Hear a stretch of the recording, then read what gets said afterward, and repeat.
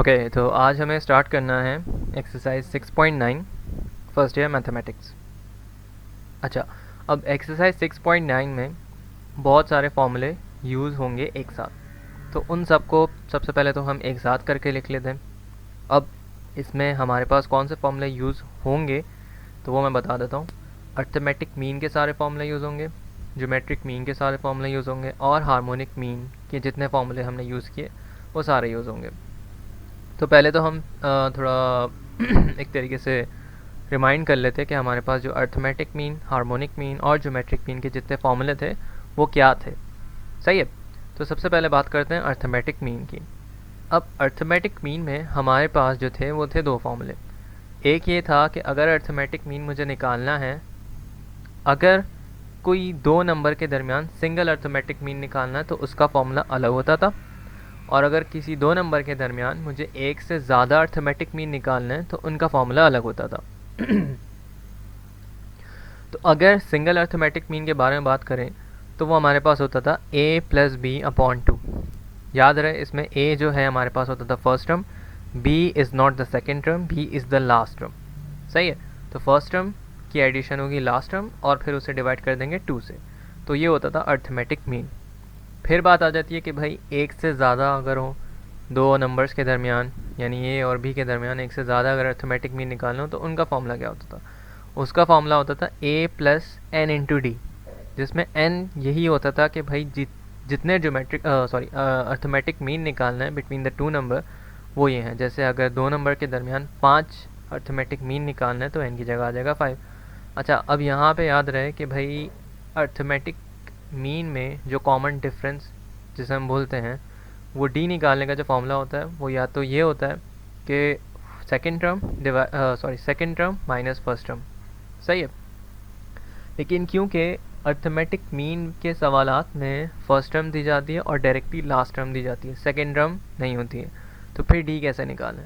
तो फिर डी का भी अपना एक फॉर्मूला होता है जो क्या होता है b माइनस ए अपॉन एन प्लस वन, जिसमें से b वही लास्ट टर्म होता है, a फर्स्ट टर्म होता है डिवाइडेड बाय n, यानी जितने नंबर ऑफ अर्थमेटिक मीन है वो, और फिर उसका एडिशन हो जाता है a यानी फर्स्ट टर्म में।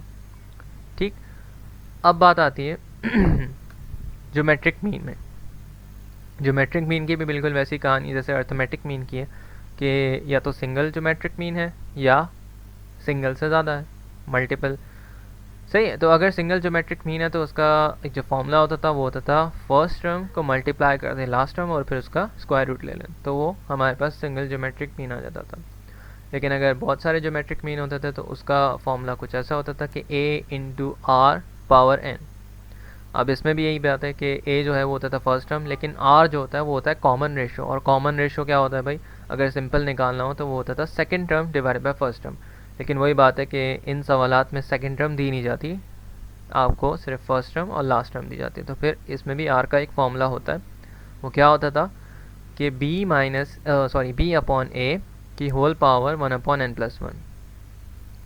b क्या है, लास्ट टर्म डिवाइड कर दे फर्स्ट टर्म से और होल पे क्या आ जाएगा 1 अपॉन n प्लस वन आ जाएगा। n वही है कि जितने नंबर ऑफ ज्योमेट्रिक मीन्स है वो, अगर दो नंबर के दरमियान 6 हैं, 6 ज्योमेट्रिक मीन निकालने तो n की जगह आ जाएगा 6। फिर आता है हार्मोनिक मीन। हार्मोनिक मीन का कोई इतना मुश्किल नहीं है, सिर्फ एक ही फॉर्मूला है, वो क्या है h equals to twice of a into B upon a plus B, 2 multiply by first term multiply by last term and then divide by first term addition last term. Simple. अब आ जाते हैं इसके question की तरफ। इसका question number 1 क्या है वो देख लेते हैं। लिखा हुआ है इफ़ ज्योमेट्रिक मीन 1 यानी g1 and g2 are the two geometric mean between b and c। दो ज्योमेट्रिक मीन है b और c के दरमियान, वो कौन है, g1 है और g2 है। अच्छा, अब ये बात आगे पढ़ने से पहले एक बात जहन में बिठा लेते हैं कि भाई दो ज्योमेट्रिक मीन है, यानी ये सिंगल ज्योमेट्रिक मीन के बारे में बात हो ही नहीं रही। तो सबसे पहले तो दो फॉर्मूले जहन में आ जाने चाहिए। वो दो फॉर्मूले कौन से, a into r power n and then r का फॉर्मूला b अपॉन a की whole power 1 upon n plus one. ठीक है, ये बात हो गई। दो ज्योमेट्रिक मीन है जो कि g1 और g2 हैं, किसके दरमियान, b और c के दरमियान। सही है, और a जो है कैपिटल A वो भी अर्थमेटिक मीन है इन्हीं दो नंबर के दरमियान, यानी इन दो नंबर के दरमियान एक अर्थमेटिक मीन हो गया और दो ज्योमेट्रिक मीन हो गए। ये बात हो गई। अब हमें प्रूफ क्या करना है, हमें प्रूफ करना है कि G1 का क्यूब एंड G2 का क्यूब इक्वल है twice of A into B into C। अच्छा, ये A कैपिटल क्या है, अगर कैपिटल A कहीं भी लिखा होता है उसका मतलब होता है अर्थमेटिक मीन, यहाँ पे स्पेशली ये है, सही है, और G यहाँ पे ज्योमेट्रिक मीन्स हो गए। अब क्या है, हमारे पास ना G1 पता है ना G2 पता है, तो हम G1 और G2 को फाइंड आउट सबसे पहले तो करेंगे। तो हम सबसे पहले तो कमेंट्स अपने लिख लेंगे कि भाई G1 and G2 are the two geometric mean between B and C। तो याद रहे मैंने फॉर्मूले बता दिए हैं, कौन से फॉर्मूले यूज़ होंगे। एक ये यूज़ होगा कि Gn equals to A into r power n, और उसमें R के लिए होगा ये यूज़ होगा B अपॉन A की होल पावर 1 अपॉन n+1।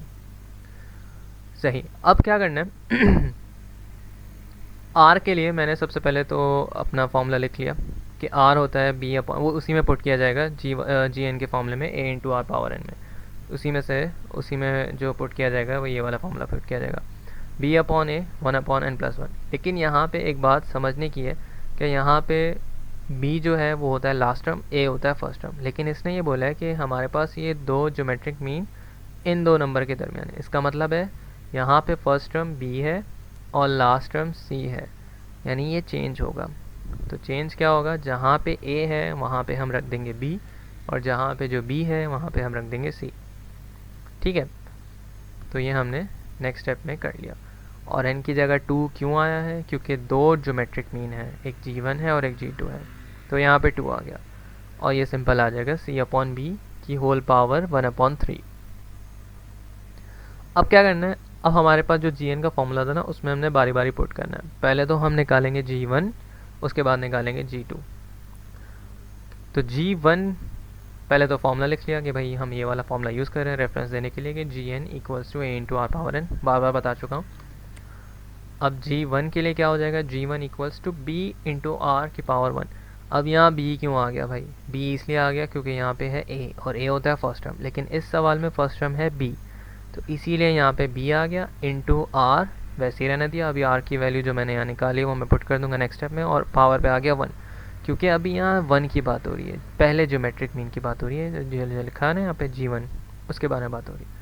अब नेक्स्ट स्टेप में क्या हुआ है, R की वैल्यू को मैंने सिंपल पुट कर दिया, और होल पे 1 है, क्या करेगा ये 1 इस पे ब्रैकेट पे कोई इफेक्ट तो डालेगा नहीं, तो सिंपल क्या आ जाएगा G1 equals to B into C upon B whole power 1/3। अब G1 फाइंड आउट कर लिया, तो इसी तरीके से हम क्या करेंगे G2 भी फाइंड आउट कर लेंगे। वही किया है, G2 equals to B into r square, और फिर R की जगह इसका फॉर्मूला पुट कर देंगे जो हमने निकाला है, C upon B 1/3 whole power 2। अब ये पावर 2 है तो ये डेफिनेटली इफेक्ट डालेगा अपने ब्रैकेट पे, तो क्या हुआ B into C upon B whole power 2/3। अच्छा, अब क्या है, अब बात आ जाती तो उसने एंड में लिखा हुआ था कमेंट के अर्थमेटिक मीन भी है, एक अर्थमेटिक मीन है और दो ज्योमेट्रिक मीन है। तो एक arithmetic mean between B and C, तो सबसे पहले तो ये बात कर ली जाए कि भाई ये सिंगल के बारे में बात हो रही है या मल्टीपल के बारे में बात हो रही है, यानी एक से ज़्यादा के बारे में बात हो रही है। तो देखने से ही पता चल रहा है, सिर्फ लिखा हुआ है A, सिर्फ एक ही है, A is the arithmetic mean between B and C।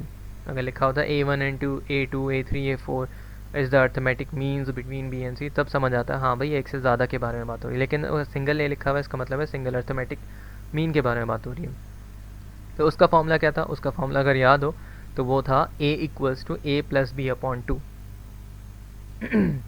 लेकिन यहाँ पे वही बात आ जाती है कि A B है और B C है, यानी फर्स्ट टर्म B है और लास्ट टर्म C है, तो फॉर्मूला जो होगा वो थोड़ा सा चेंज हो जाएगा, वो हो जाएगा B प्लस C अपॉन 2। ठीक है, अब हमें क्या प्रूफ करना था, हमें जो प्रूफ करना था वो ये था कि G1 का क्यूब प्लस G2 का cube equals to twice of capital A into B into C। अब याद रहे कैपिटल A अर्थमेटिक मीन है। अब क्या करेंगे, कोई एक साइड पिक कर लेंगे, हम कौन से पिक कर रहे हैं, लेफ्ट साइड पिक कर रहे हैं, क्योंकि लेफ्ट साइड में हमारे पास इन्फॉर्मेशन ज़्यादा है। G1 भी हमने निकाल लिया, G2 भी निकाल लिया, सिंपल दोनों का क्यूब करना है एंड देन ऐड करना है। ठीक है, तो G1 की जगह मैंने उसकी वैल्यू जो मैंने निकाली वो लिखी, और G2 की जगह जो वैल्यू निकाली वो लिखी, और उन दोनों का कर दिया क्यूब। क्यूब अलग अलग करेंगे, उसके बाद फिर उसका समेशन करेंगे। अच्छा, यहाँ पे फिर क्यूब सेपरेट भी किया है नेक्स्ट स्टेप में।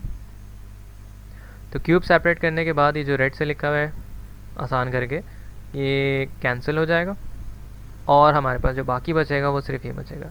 तो मज़ीद कैंसिलेशन होगी, यहाँ से बी क्यूब से यहाँ बी और बी क्यूब से बी स्क्वायर कैंसिल होगा, तो बचेगा यहाँ पे B square C plus B C square, जिसमें से बी और सी कॉमन आ सकते हैं, तो मैं कॉमन निकाल लूँगा। अच्छा, अभी प्रूफ तो हुई नहीं हमारे पास जो राइट साइड आनी थी। अब हम क्या करेंगे, मल्टीप्लाई और डिवाइड करा देंगे 2 से, करा सकते हैं, और फिर इस 2 को इस ब्रैकेट के नीचे ला के लिख देंगे कुछ ऐसे। तो याद हो कि अभी हमने एक अर्थमेटिक मीन का फॉर्मूला पीछे लिखा था a प्लस बी अपॉन 2, जिसे हमने चेंज करके लिखा था b प्लस सी अपॉन 2, कुछ ये। तो अब मैं इस पूरे की जगह a पुट कर सकता हूँ, तो ये आ जाएगा twice of capital A into B into C, और यही हमें प्रूफ करना था। Thank you so much.